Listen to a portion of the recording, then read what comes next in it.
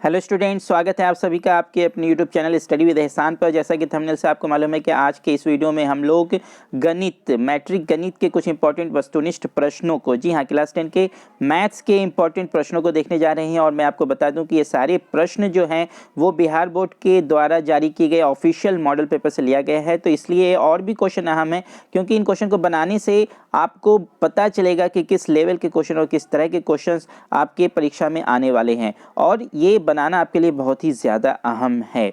तो बहुत सारे प्रश्नों को तो ऑलरेडी हम लोग पहले बना चुके हैं। अगर आपने उन वीडियोस को नहीं देखा है तो सारे वीडियो का लिंक इसी वीडियो के डिस्क्रिप्शन बॉक्स में अवेलेबल है, वहाँ जाकर उन वीडियोस को भी देख लें। ये वीडियोस आपके लिए बहुत ही ज़्यादा अहम है, और अगर आप सच में अच्छे मार्क्स से सफलता प्राप्त करना चाहते हैं तो ये बहुत ही ज़्यादा यूज़फुल और लाभदायक है आपके लिए। तो आज के इस वीडियो में फिर कुछ और प्रश्नों को हम लोग देखेंगे, और क्या प्रश्न कह रहा है और उसका किस तरह एक स्मार्ट सॉल्यूशन हो सकता है। कम से कम समय में आप किस तरह क्वेश्चन को बना सकते हैं, क्वेश्चन को समझ सकते हैं, मैं आपको बताऊंगा। और मैं आपको कॉन्सेप्ट समझाने की कोशिश कर रहा हूं। अगर आपने मेरे पहले वीडियोस को भी देखा है तो आपको समझ में आ रहा होगा कि बस किसी तरह क्वेश्चन का चयन, सही ऑप्शन का चयन नहीं कर रहा हूं। मैं आपको पीछे के कॉन्सेप्ट को पूरा समझा रहा हूं, ताकि इस तरह के क्वेश्चन अगर आपका सब्जेक्टिव क्वेश्चन में भी आ जाते हैं तो आप उसे आसानी से बना पाएंगे। जैसे आप देख सकते हैं ऑन द स्क्रीन कि क्वेश्चन नंबर 20 को भी जब हम लोगों ने बनाया था, क्वेश्चन नंबर 40, ये 20 नहीं, ये 40 है, जी हाँ, क्वेश्चन नंबर 40 को भी जब हम लोगों ने बनाया था तो एक अच्छा क्वेश्चन था ज्योमेट्री से, और मैंने आपको किस तरह समझा कर इसे बनाया, डिटेल्ड सॉल्यूशन, कोई इसमें हड़बड़ी नहीं। और आपको पर्याप्त समय है, आप किसी क्वेश्चन को गेस करके उसका टिक नहीं करेंगे, क्योंकि एक क्वेश्चन अगर गलत हो जाता है तो आपका 1 मार्क्स चला जाएगा। एक मार्क्स कीमती है स्टूडेंट्स, और आपके पास पर्याप्त समय है। क्वेश्चन को सही से पढ़ें, बनाएं और तब जाकर टिक करें, और मार्कशीट को भी बहुत ही सावधानी पूर्वक आपको भरना है।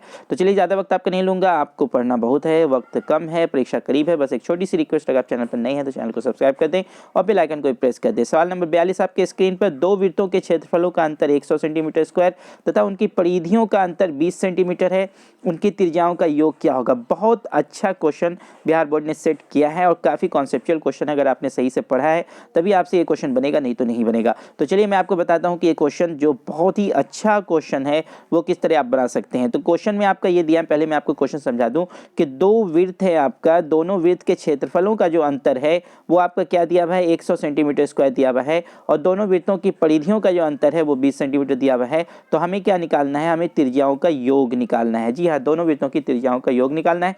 बहुत ही अच्छा क्वेश्चन, और किस तरह इसे कम समय में बना सकते हैं तो आप देखिए। तो ये एक वृत्त है आपका, ये दूसरा वृत्त है, दोनों की त्रिज्या, इसके त्रिज्या मान लेते हैं कैपिटल आर है और इसकी त्रिज्या स्मॉल आर है। तो फिर आपका क्या है, क्षेत्रफलों का अंतर, यानी कि इसका क्षेत्रफल क्या हो जाएगा, पाई आर स्क्वायर, और इसका क्षेत्रफल होगा पाई स्मॉल आर स्क्वायर, और ये बराबर आपका 100 दिया हुआ है। बस यहीं से चलेंगे, यहाँ से आप पाई कॉमन ले लीजिए तो क्या बच गया आपका, R square minus small R square बराबर 100 हो गया। आप देखते जाएं, कहीं पे अगर किसी स्टेप में आपको प्रॉब्लम है तो आप हमें कमेंट में लिख सकते हैं, और अगर आपके पास कोई ऐसा सवाल, ऐसा क्वेश्चन, ऐसा प्रश्न जो नहीं बन रहा है, आप हमें कमेंट बॉक्स में भेजें, उसका डिटेल्ड सॉल्यूशन आपको मिल जाएगा। मैं आपके साथ खड़ा हूँ, आपका रिजल्ट अच्छा हो, ये मेरी पूरी कोशिश है। R square minus R square, आप देखिए कि A square minus B square के फॉर्मूला अगर आप अप्लाई करते हैं यहाँ पर, तो आपका क्या हो जाएगा, ये ए प्लस बी और फिर ये ए माइनस बी, और ये बराबर आपका 100 हो गया। ये आपका दिया हुआ है।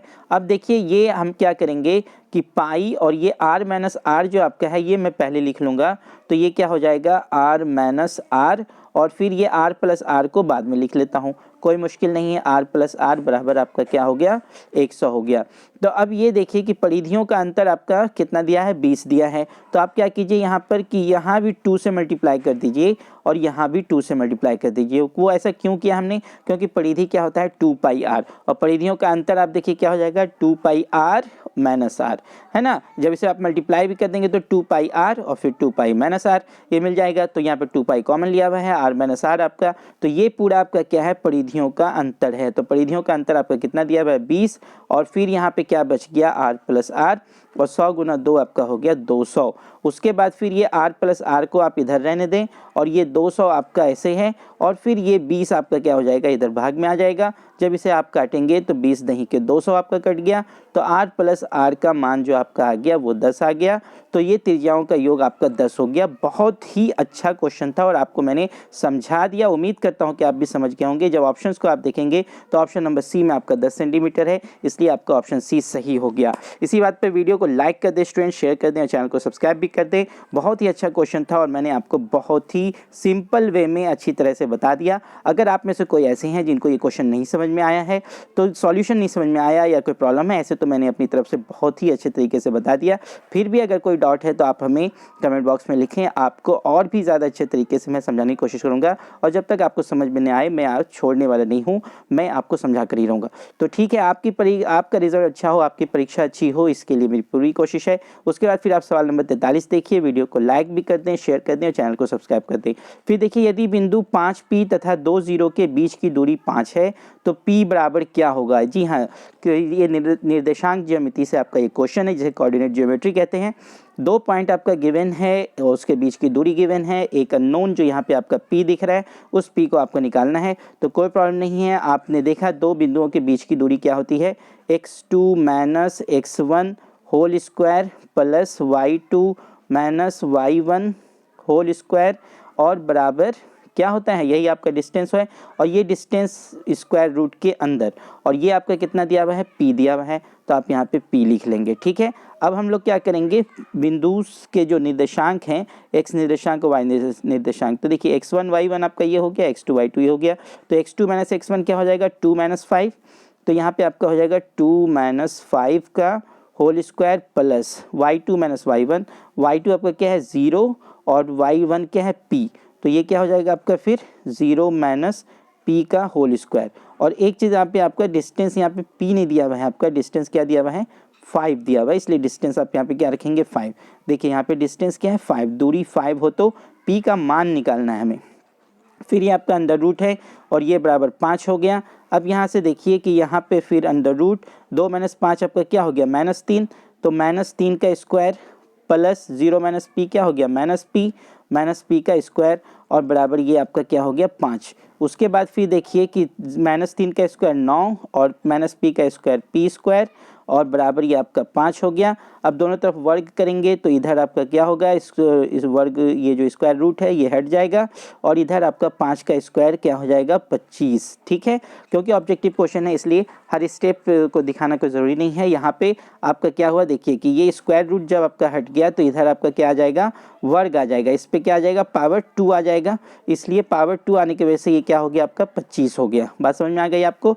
अब फिर आगे बढ़िए कि यहाँ से P स्क्वायर बराबर क्या हो जाएगा आपका 25 और ये प्लस 9 इधर आकर -9 हो गया, तो P स्क्वायर बराबर 25 में 9 गया आपका क्या हो गया 16 और P बराबर फिर क्या हो गया प्लस माइनस और इधर से स्क्वायर हटेगा तो इधर रूट आ जाएगा, 16 हो गया और P बराबर फिर आपका क्या हो गया +-4, यानी कि P के दो मान यहाँ पर संभव है +4 और -4। अब जब आप क्वेश्चन देखिएगा तो P का मान +-4 कौन से ऑप्शन में है, ऑप्शन नंबर बी में, इसलिए आपका ऑप्शन बी सही हो गया। वीडियो को लाइक कर दें स्टूडेंट, मैं थोड़ा जूम कर दूं ताकि आप देख लें कि ऑप्शन बी में आपका +-4 यहाँ पर दिया हुआ है। बहुत ही अच्छे क्वेश्चंस हैं और मैं आपको बहुत ही अच्छे तरीके से बता रहा हूँ ताकि आपको समझ में बात आ जाए, और सारे क्वेश्चंस ऑफिशियल मॉडल पेपर से हैं इसलिए और भी ज़्यादा अहम हैं। क्वेश्चन नंबर 44 आप देखिए, क्वेश्चन नंबर 44 क्या कह रहे हैं, दो वृत्तों के क्षेत्रफलों का अनुपात इतना है तो उनकी त्रिज्याओं का अनुपात क्या होगा।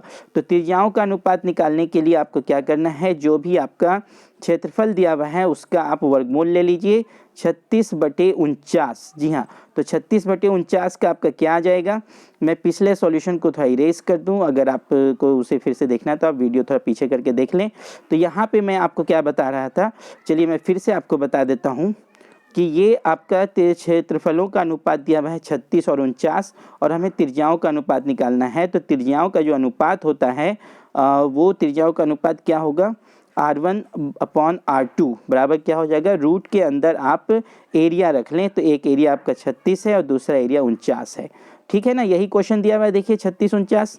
उसके बाद फिर आपका ये R1/R2 जो हो जाएगा, R1/R2 ये बराबर क्या हो जाएगा 36 का 6 और 49 का 7, तो 6/7 अनुपात में लिखेंगे तो 6:7। कौन सा ऑप्शन आपका सही है, देखिए ऑप्शन नंबर बी आपका सही हो गया। बहुत ही अच्छे क्वेश्चन इस बार आपको देखने को मिल रहे हैं और से ये भी पता चल रहा है कि क्वेश्चन जो आपके आएंगे वो कैसे आएंगे, बहुत ही कॉन्सेप्चुअल क्वेश्चन आएंगे, और अगर आप चैनल पर बने रहते हैं तो आपको इससे बहुत फ़ायदा होगा, आप क्वेश्चन को बना पाएंगे। फिर यहाँ पे देखिए सवाल आपका 7 सेंटीमीटर त्रिज्या वाले एक वृत्त के बिंदु P से 24 सेंटीमीटर लंबी स्पर्श रेखा PT खींची जाती है, यदि O वृत्त का केंद्र है तो OT की लंबाई क्या है। तो ज्यामिति का क्वेश्चन आप पहले ये फिगर बना लें। देखिए ये आपका वृत्त है, जिस वृत्त की बात कर रहा है, 7 सेंटीमीटर इसकी त्रिज्या है और बिंदु P से 24 सेंटीमीटर लंबी एक स्पर्श रेखा खींची गई। ये आपका रेडियस है, त्रिज्या है 7 सेंटीमीटर की, और यहीं से हमने क्या किया, ये पॉइंट आपका P है और ये T, PT का मान कितना दिया हुआ है, PT का मान आपका दिया हुआ है 24 सेंटीमीटर, तो ये 24 हो गया। अब हमें क्या निकालना है, हमें निकालना है OT की लंबाई। ये O वृत्त का केंद्र है और ये OT, ये लाइन आपको निकालना है। तो आपको मालूम है कि ये कैसा समकोण त्रिभुज बन जाता है, तो OT का जो मान हो जाएगा आपका, वो क्या हो जाएगा, रूट के अंदर 7 का स्क्वायर प्लस 24 का स्क्वायर। और ये कहाँ से लिख रहे हैं हम लोग, पाइथागोरस प्रमेय से लिख रहे हैं। तो 7 का स्क्वायर 49 हो गया, प्लस ये 24 का स्क्वायर 576 हो गया, और फिर ये 49 और 576 आपका कितना हो गया, 9 1 7 4 12 1 5 1 6 625, और 625 किसका वर्गमूल वर्ग है 25 का, इसलिए वर्गमूल इसका 25 निकला।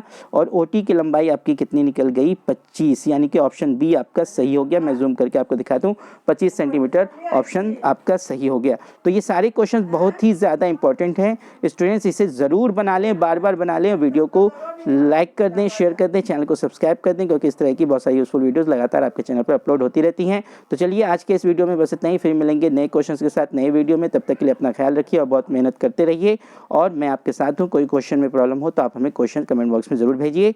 तो बहुत बहुत धन्यवाद।